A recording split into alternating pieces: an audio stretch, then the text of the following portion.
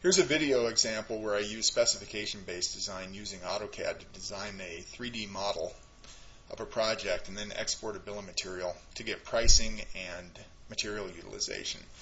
This example would apply to Inventor and SolidWorks and Revit as well. They all have API modules, and basically what I'm using is Visual Basic to provide user forms and then programming behind those user forms to generate the parts automatically rather than by hand. There's several advantages to that. One is that it's a lot quicker to draft the pieces, and if you have multiple drafters, you don't have inconsistencies in the way the parts are made. They're consistent across the board. Another advantage is people that aren't necessarily familiar with the program, with AutoCAD or Inventor or SolidWorks. If they're familiar with the parts they're trying to make, and all they need to know is the width, the length, flange widths, different features that may be in that part, they can specify those. That data can go into a database, and then somebody who has the actual program can execute any unmade parts, and it'll make those parts. So somebody that doesn't even know the program but is familiar with the part system you have, they can make parts just by specifying them, and then they can be drafted through the drafting department. Another advantage is it limits the possibilities of duplicating work. You can find existing parts a lot quicker. Where I used to work, they had over 30,000 parts, just sheet metal parts, and trying to find if they existed or not was almost impossible. It was a long, tedious process. I think they spent about 70% of their time doing that when I first started. And specification-based design keeps track of the actual geometries of the part, any holes, their sizes, where they're located from the edge and from the end. And so when you specify a part, it'll actually come back and tell you if that part exists right away, so you don't have to worry about duplicating work. And then since it keeps a database, bill of materials can be run, and other departments can use that database for costing, for procurement, to order the materials for the job, and then you can also write. I have programs that will provide material utilization in this example. So I'm going to get started on this. This example right here is just a simple 24-foot by 30-foot garage. So let's say a customer came to me and they have this simple rectangular garage. So it's 288 inches to the outside of half-inch sheathing on the front and rear, and then on the sides it's 360 inches. So it's 30 feet this way, 24 feet across. It's got a simple hip roof, 24-inch overhangs, typical on all four sides. The front elevation has a overhead door and a man door. The rear elevation has a man door, and then each side elevation has two windows in it. And these are the rough openings. So the windows, rough opening would be 25.5 by 37.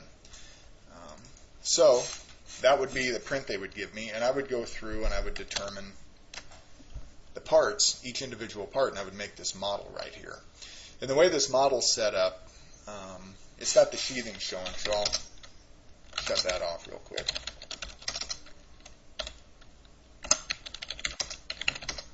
So there's the framing for it. And what I'm going to do is I'm just going to show how it's put together here real quick.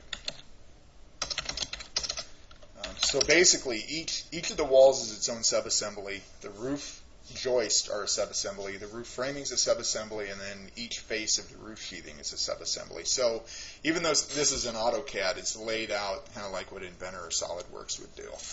It just makes the 3D drawing a lot more edible. So I'm going to turn on. I'm going to thaw the front wall. So that's the front.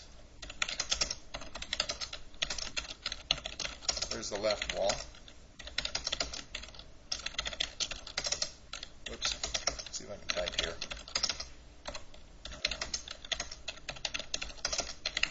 So that's basically when it was framed. You'd frame all four of those walls first, and then I would put in the roof joist, which is right there, and then I would do the roof framing, and then I would do the roof sheathing.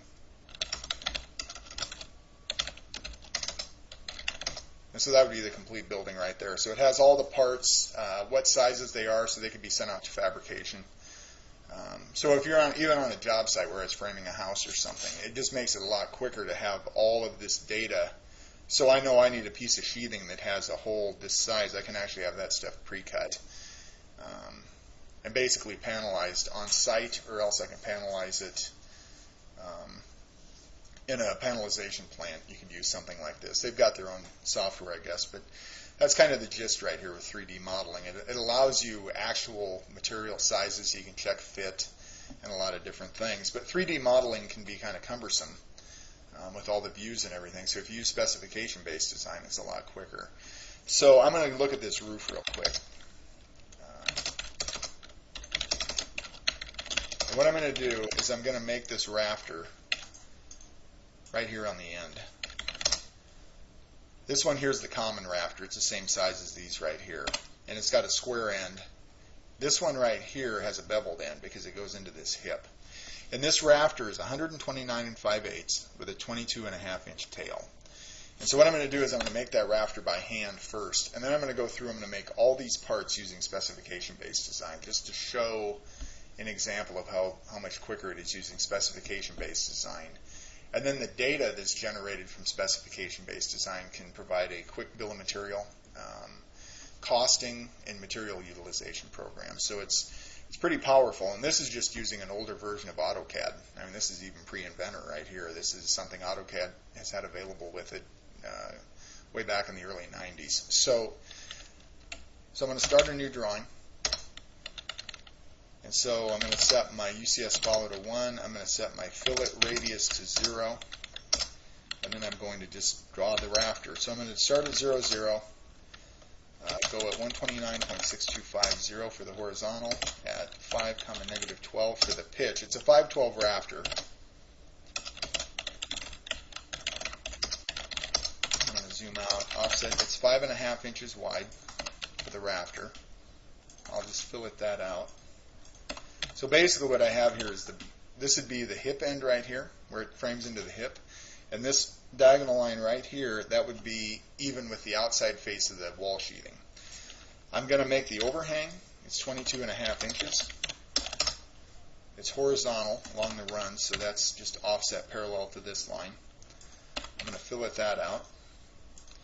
And I'm going to copy rotate so I can get the horizontal.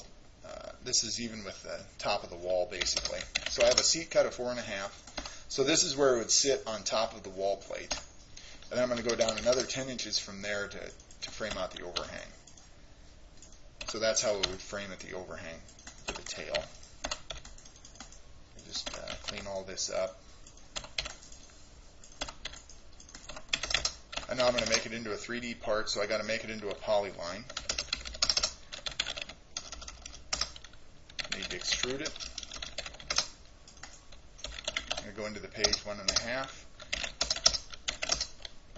So that's my rafter. That's a 3D part. Now what I need to do is I've actually got to bevel it on this end. So for a 512, that is a 22.619 degree angle. So I want this line here to be vertical in my drafting space. I'm going to rotate that 90. I'm going to come in here to make the bevel on that. It's a left-hand bevel, so I'm going to go 1.5 up to this corner, close it, extrude. So this is just a triangular polyline right here. 100. I'm going to move that up just to make sure it crosses everything, and then I'm going to subtract. So I keep my rafter, and then I subtract this. And there it is. It's got a bevel on the end, and then it's got its seat cuts and everything. And then what I want to do is I want to move this point right here to 0, 0. So that's my insertion point in my 3D model. So it lines up with all my hip seat cuts. So right here is where I want that to be. So that's how I made that rafter, using just standard methods, standard hand drafting. I don't have any data kept, so there's nothing out there telling me it's 129.5 inches long or anything. And basically I would W block this out and call it rafter 1 or something. So let's do specification-based design. So what I have down here is I've got a folder, and it's empty right now. It's under an ACAD subdirectory, and there's a timber parts folder. And that timber parts folder has nothing in it right now. So at the very beginning, once this is first implemented, let's say I make the very first part I'm ever going to make with specification-based design, and I'm going to make that 129 5/8 rafter that I just made. So I've got a Make Timber button up here, and then I can hit MKT. It tells me the shortcut in parentheses there. So I'm just going to click that. It comes up. It has all kinds of options for headers, roof sheathings, rafters. I'm going to make a rafter. It's going to be a 2x6. Its length is going to be 129 5/8. It's got a roof pitch of 5, a tail of 22.5, a seat cut of 4.5, and it's got a left hand. Let's see here. Here we go. It's got a left hand bevel. And so then the Add Part button comes on because it's got all the data it needs. I can make this any material I want out of these selections. And then down here, the description and comments go in automatically. I can't modify those, which is similar. It's description and comments is available within Inventor, so I use the same thing here within AutoCAD. So I hit Add Part. Once Submit Data comes in, I can just run it. So I'm going to do that. I'm just going to make it. And so what it did is it made a workbook called timber.xlsm. And then it's making the part in the background. And so it's done. It got done making that part. So when I go back to that folder, there's a Rafter 1 drawing, which is right here. And so if I rotate that 90 degrees, that's the part I made. I made that timber, that's using specification-based design to make that same part. Its origin point is down here at that same point that I'd set the other one at. But the beauty of it is I've got this timber database right here. And so if I open that up, it keeps all that data for me. And so within here, it's got Rafter 1 and all the data that's assigned to it. And it figures out, it's got a module in there when it runs it. Even though I typed in 129 5/8 for the length, it figures out, it calculates the overall length for material utilization. So it knows the overall length from the tip, from the long point at the hip to the long point of the tail is 155.971. So if I look at this, basically 155.971, let's see here. If I offset that, that gives me the actual length. So there's another macro in there called Get Overall Length that it checks that just to make sure that it knows what the actual length is. So when it does material utilization, it knows that instead of needing a 130-inch piece of lumber, it needs basically a 14-footer, which is 168 inches. So we'll get out of that. Yeah, I'll save it. And so I've got one rafter made. And what I'm going to do is I'm going to get rid of, I'm going to leave that in there. That's fine. Okay, so from here I'm going to make the rest of the parts for the building. And in the first stage, I'm just going to make the roof components and the joist components. So I'm going to make the rest of the rafters, the hip and the ridge, and then I'll make the joists. And the stud, I'll make that too. So I'm just going to do MKT for Make Timber. It's going to go check, and any parts it has in the array, in that file, timber-based database, it's going to load. So I'm going to make the hip. It's 2x8, 211.174. It's a 5/12 pitch, 22.5, and a 4.5 seat cut, and a hip drop of 0.221. And that hip drop, I just need to drop it about 1/4 of an inch so that that hip will line up with the rafters because of the way the angles work out. So I add that. I'm going to do the ridge next. It's going to be a 2x8, and it's going to be 73.5. Add part, and then I'm going to make the rest of the rafters. So my common rafter is a 2x6, 155.1875, 5, 22.5, 4.5, and it doesn't have a bevel on it. And so that's going to be this main rafter right here, the one that frames up into the ridge. And so I'm going to add that one. Then I'm going to do all my beveled ones. So I'm going to do a 129.625. Whoops. It's got a left hand. It tells me when I try to add that it's already exists. That rafter one's already in the database, so I don't need to make it. So I'm going to go ahead and make the right hand one and see if it's in there. It isn't, so I'm just going to add it. 103.625. There's a left. There's a right, 77.625. There's a left. There's a right. And then I've got a 51.625, I think, left. And 25.625. And then the last one's kind of an oddball. It doesn't have a tail. It's just these little fillers in here. And so it's basically a tail, but it's got a little bit different geometry on it. So the C cut's 5.125. I got one that's a left and one that's a right. And I'm going to go ahead and make the stud. It's a 9-foot stud. So that's it right there. I think while I'm here, I'll make the headers too. Headers and joists, we'll make those. So I've got headers that are 4x6s. There's two of them. One's 28.5. Another one's 41 and a quarter. And then I've got a LVL that goes over the garage door. It's a 4x12 LVL. I'm going to add that, and then I'm going to make the joists. So I've got a joist. They're 2x12, but they're going to be southern yellow pine. And so I've got one that's 136, and it's basically a stiff back. It's got a 5.5-inch nub, and it's on the 5/12 pitch. So I'm going to add that one. I've got another one that's 168. I'm going to add that one. Then I've got one that's nubbed on both ends. It's the one that goes across the main joist, and they're 288, 24 feet. So I'm going to add those. So I'm going to submit data. It's going to go through, and it's thinking just now getting the data assembled, and then it's going to come up with a progress bar and just make each part. And it's going to list off each one as it makes it.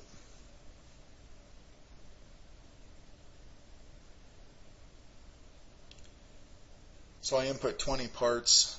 So I got like another. I don't think I'll do the roof sheathing in this example. I'm going to show doing it through Excel too, just to show how that works. And so there it is.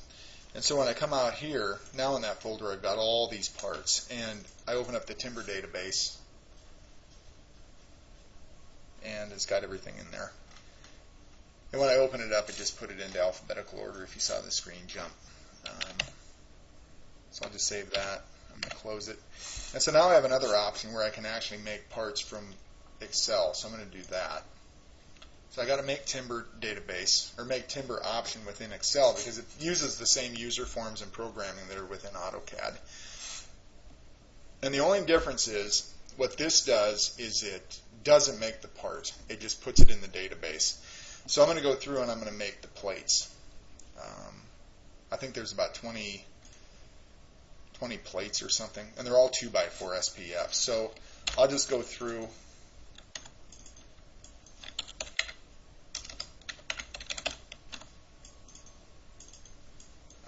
We'll do some of them. There isn't any reason to go through all of them, I guess. I'll do a few of these. So there we go. Add part. Now let's say I wanted to make a rafter, and I wanted it to be a 2x6, and let's just say I think I want to see if that common's made. So 4.5, or 4.5, and it tells me rafter 2 already exists, so I don't have to look for it. But if I needed it, I can just write it down on a piece of paper or something if I'm going to make the model. So it's done. I'm going to hit submit data. It's going to export it to the timber database. It tells me it added 5 parts, and it's done. So now it added 5 files to the timber database. And so what I can do is I can come over here. Let's say somebody out in the shop, or somebody that doesn't have AutoCAD, or I'm traveling and I don't have the program with me or can't lay it out, but I can work off plans and figure out what the dimensions are going to be. So I just specified everything through through Excel. So once I have AutoCAD available, I can hit Timber from Database, which is this little tree up here. Timber from Database is TFD. So I'll just hit TFD, hit Enter, and what it's going to do is it's going to compare what's in the Timber Database and then check to make sure each one has a DWG file. And it found 5 that didn't. And so what it's doing is it's just making the plates. And so it's done. And so we'll go look at one of them. We'll look at plate 5. UCS X45, UCS Y45. So if I hide it, it's a 3D part. That's just a wall plate. So they're pretty simple. Okay, so let's say I made all the parts.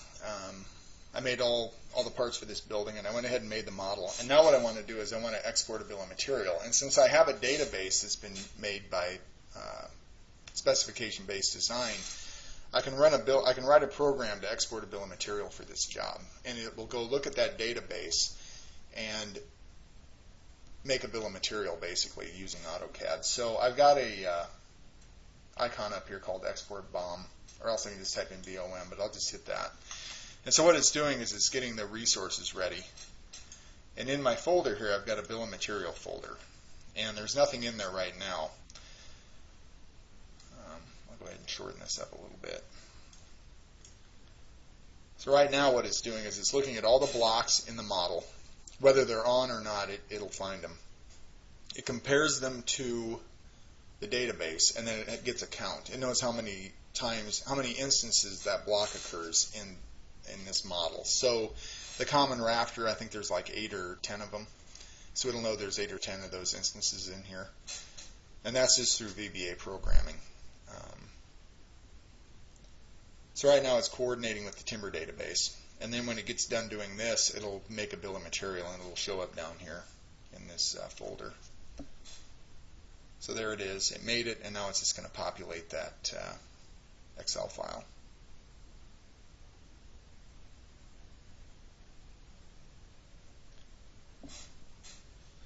And so now I've got one file in my bill of material folder. So now what I'm going to do is I'm going to go process that bill of material, and what it'll do is it'll give me pricing, it'll figure out what materials I need to order, and it will also do a material utilization for the fabrication team so they know which parts are supposed to be made from what materials. So the common rafter, it'll tell them that it needs to be made from a 16-foot 2x6, for example, and then maybe the smaller rafter, the smallest one, is also cut from that same 2x6x16. So they're not out there trying to determine, utilization on the fly. They just know from a sheet list what parts come from what pieces so that you really limit the amount of waste. So what I'm going to do is hit Process Bill of Material. It'll come up with a user form, and there's only one file in that folder. It would list any of the files in there. Once I click one, the Submit button comes on. I want a 10% overage, and I want a 7% sales tax. So I hit Submit, and basically what it does is it goes through, there's a price list. So let's say I have a supplier, and I've got all their current pricing for the materials that I use. It looks at that price list, brings it in, fills in an array, and then it looks at the materials needed for the job and determines the best costing. If a 2x6x16 costs more than a 2x6x14 per foot, it may cut all those commons out of 14-footers. And so it's going to figure out the best lengths of material to buy for the best price. So here's the costing sheet, and here's what it would cost without the 10% overage. It costs $1756.67. With a 10% waste figured in, it's $2156.57. And what I did when I'm contracting on my own, what I do is my estimate to the customer would be this $2156.57. And the way I bid jobs is it's labor and material not to exceed. So the labor's fixed. The material costs won't exceed $21.56, but the customer pays the actual material costs. So let's say I'm really good and I don't have any waste whatsoever. I would come in $400 cheaper, about $400 cheaper than my estimate when I actually finish the job and build them. And they knew that ahead of time. When I gave them the contract, it's written in there that you pay actual material costs not to exceed this amount. And so a lot of times people would save on a job like this, they'd save a couple $100. It might add up to be $800 or $900 on other jobs that were a lot bigger. So it's a pretty good selling point, and everybody knows where you stand on the price. And so I just figure out a waste, and somebody might cut something wrong, or something might come out damaged, and the lumberyard doesn't want to give you a credit for it or something, so you're kind of covered on that. So that's what I would use for estimating, and also this is what I would order from the supplier. This list right here, I'd order 7 2x4s by 16s. This would be the list I would order from. Now the cut sheet over here, this is the one that tells the fabrication team what parts to cut from what pieces. So a PL20 is a plate, and you'd cut from 4 of the 2x4 by 192s, you would cut 4 PL20s. And then you would cut 4 PL19s and 4 PL2s from 2 PL19s and 2 PL2s from 2x4 by 16s. So that would mean the PL19 and the PL2 would fit together on a 16-footer. And as you go down, that way they know exactly, what parts to cut from what pieces, so that you don't have any waste. And basically what this does is it makes this actual material required. That's exactly what you're going to need if you cut it according to this without any errors. So that 10% overage, lumber is something you typically want to figure about 15 to even 20% overage. Well, if you have a cut sheet like this where you have material utilization figured out, you can control that a lot better. So that works out pretty well. Other than that, that's it. That's basically specification-based design. I'll just do one other thing, just to show some of the power of this. One other advantage with this system is, let's say for some reason I have some parts get corrupted. Somebody comes in, deletes some parts, or they just go bad and they won't open up. Something happens, they're out of the system. So I come in here and I hit TFD anytime I want, and what it'll do, it says timber from database. It just checks to see which parts don't have a DWG file affiliated with them. So it goes through and it found 10 or 9 of them, and so it just goes and makes those plates that I just deleted. So you don't have to go regenerate those. The database file is up to date. It allows for some security with your parts database. And then, like I said, it's the specification-based system. Not only provides consistency between your drafters, but it would also allow even people out in the shop, or somebody that's not familiar with AutoCAD, but they know how to make the parts. They know what the flanges are supposed to be and how to make a part. They can just specify it. It'll go into the database, and you can type TFD and it'll make the part. Here, if it was sheet steel, I could export sheet steel. Like with Inventor, if you did it that way, I could get the flat pattern and send it out to the laser. So somebody out in the fabrication department could say, hey, we need this part. It's a little bit customized. And so they just specify it because it fits within the part envelope you have. They give you a call or send you an email and tell you to update it. And you update, it makes that part number. They know what part number it is. You export the DXF, send it out to the laser, and they cut it. So the turnaround's very quick, and you can have people, without having to go through and tell you exactly what part they need, they can specify it, and then you can just give them the data back so they can cut it on the laser, which is what I did at the last job I had. We did switchgear, sheet metal switchgear buildings. So it was pretty neat. So this comes in handy for something like that. So with that, that's all I've got. Thanks.